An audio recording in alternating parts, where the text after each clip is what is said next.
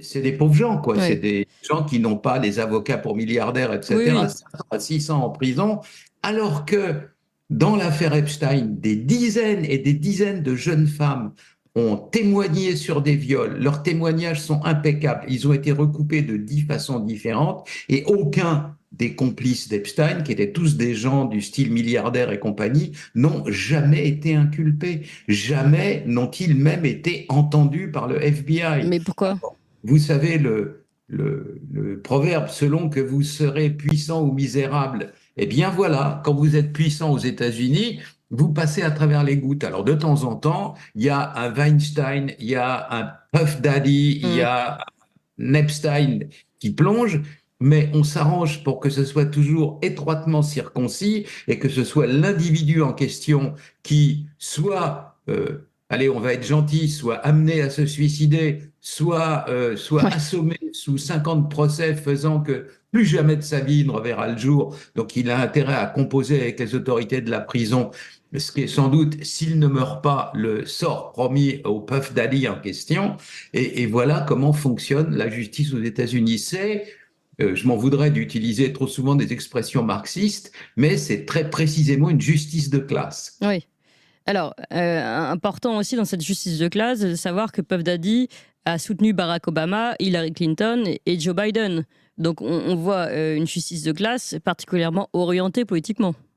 Bien entendu, tous ces gens-là sont dans l'orbite de ce qu'on appelle aux États-Unis des progressistes, c'est-à-dire pour aller vite des gauchistes qui ont du fric, hein, et ils les soutiennent comme un peu la corde soutient le pendu. Et donc, vous avez affaire à des individus, il n'y a pas qu'aux États-Unis d'ailleurs. Les Puff Daddy, Kanye West et consorts, pendant des années, ont été les idoles de l'agent introducteur de la sous-culture américaine en France, c'est-à-dire le quotidien Libération, et de leurs complices. C'est-à-dire que cette musique-là inonde les radios et les télévisions destinées aux jeunes Français avec des résultats sans doute négatifs, hein, parce qu'il n'y a pas de raison que ça tourne mal aux États-Unis et que d'une façon ou d'une autre, ça ne tourne pas mal chez nous. Mais Hmm. ces gens-là sont naturellement dans l'optique de la gauche et récemment, j'avais lu, je me passionne pas pour ce que les dames de la France insoumise font de leurs avantages naturels, mais j'avais entendu dire que lors d'un congrès de LFI, il y avait des dames comment dire, de la France insoumise qui avaient pris des leçons de twerk. Twerk, c'est le fait d'agiter son Ouais, derrière de ouais. manière suggestive, un peu comme ça se fait chez les mammifères, quoi. Vous Hmm. savez, essayer euh, D'attirer d'attirer le le mal, mal, ouais. quoi. Voilà. Et donc, alors, je ne dis pas que les dames, les filles qui faisaient ça étaient follement attirantes, mais enfin, elles essayaient, elles s'entraînaient, Hmm. voyez-vous. C'est cette culture-là qu'ils essayent de répandre. Oui. C'est une... Enfin là, pardon, entre le twerk et le fait de faire des soirées orgiaques, allons un peu peut-être plus dans le détail de ce qui peut se passer et ce qui a été décrit dans ces soirées. Comme vous le dites, hein, il y a quand même des questions aussi de détournement de mineurs, de travail forcé, d'enlèvement, peut-être même, enfin, et sûrement de viol. Donc, enfin, est-ce que vous pouvez aller un peu plus loin aussi sur ce qui se passe dans ces soirées?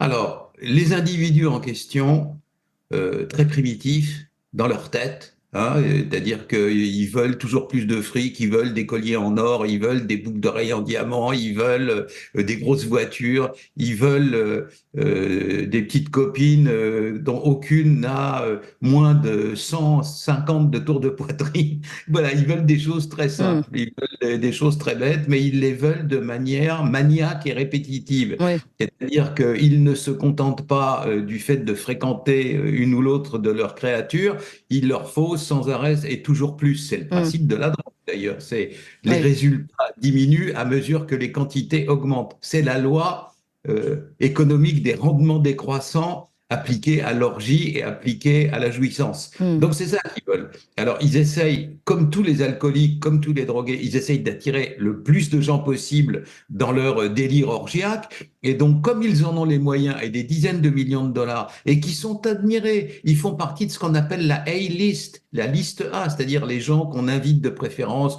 pour les premières de films, pour les grands concerts, pour les grands événements sportifs. On veut les avoir au premier rang. Ce sont sont des acteurs de cinéma, ce sont des chanteurs, ce sont des sportifs très connus, ce sont des gens de la haute société, eh bien, on fait venir des gens de la haute société chez soi et on organise des orgies. Ça a deux avantages, enfin en tout cas à court terme. Le premier, c'est qu'on se fait des copains et des appuis utiles dans la classe politique et dans tout ce qui permet d'avoir des exonérations d'impôts, des facilités, encore et toujours plus de fric. Mmh. Et puis deuxièmement, ça permet après ça, si on filme et si on prend des cassettes, de faire du chantage. Oui, Là, c'est ce que faisait une Puff fois de Daddy. plus, une fois de plus, comme dans l'affaire Epstein, Ouais. le FBI a récolté des tonnes, j'ai lu l'expression tons of videos, hein, des Mmh. tonnes de vidéos. Hein. Mais dans l'affaire Epstein, elles sont restées sous clé. Eh bien, que se passera-t-il avec l'affaire de P. Diddy? La seule crainte à l'heure actuelle de tous ces gens-là, c'est que Trump, dans un de ses discours, a dit récemment si je suis élu, on va sortir les dossiers et puis on verra tout ça au grand jour. Et naturellement, la panique est totale chez les milliardaires, les chanteurs et les gens de la haute société en question. La panique est totale. Mmh. Ils n'attendent qu'une seule chose, c'est que la campagne électorale se termine sans qu'un des proches et un des soutiens majeurs de Madame Kamala Harris ne soit éclaboussé ou même incarcéré par cette affaire-là. Ouais. Ce qui est possible. Est-ce que, alors d'abord, est-ce qu'il y a eu des fuites de ces enregistrements dont vous parlez, de ces cassettes où tout est filmé, pour aussi mieux nous rendre compte, nous, de ce qui se passe pendant ces soirées orgiaques? Et puis, deuxième question, vous dites que le FBI possède des tonnes de ces enregistrements. Pour le moment, est-ce que, comment dire, l'enquête du FBI n'est pas bien utile aussi, puisqu'elle prend beaucoup de temps à ces personnes inculpées? Alors,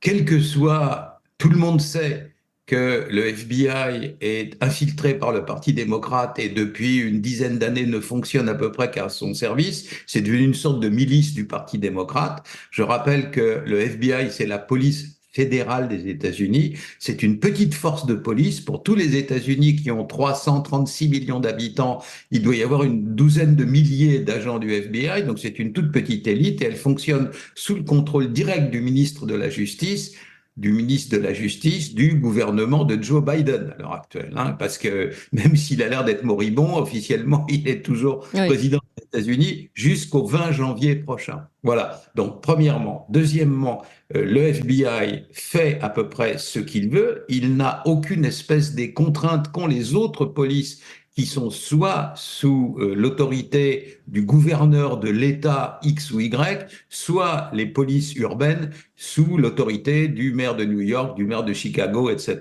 Donc là, ils sont sous l'autorité du ministre des gens au pouvoir et ils ont la possibilité, avec des magistrats qui sont dans leur orbite, de faire à peu près ce qu'ils veulent en matière de révélation. Hein. Mmh. Donc, il n'y aura pas de révélation. Il n'y en a pas eu dans l'affaire Epstein. Et là, mais l'affaire n'est pas récente. Vous savez, les grandes perquisitions dans les demeures de Puff Daddy ont eu lieu en mars 2024 à Hollywood, comme d'habitude, et puis sur la côte Est, dans la région de New York. Ouais. Donc on a saisi, sans qu'il s'en doute, parce qu'à l'époque il n'était pas encore prévenu, on a saisi à froid des tonnes de documents, et de mars à octobre, eh ben, ils ont eu le temps de les étudier, s'ils voulaient. Alors, ça nourrit les inculpations. Tout à l'heure, vous avez donné la liste de ce sur Mmh. quoi il était inculpé, viol, détournement de mineurs, obstruction de la justice, port d'armes prohibées, tout ce que vous voulez, toxique, drogue, bien entendu, évidemment.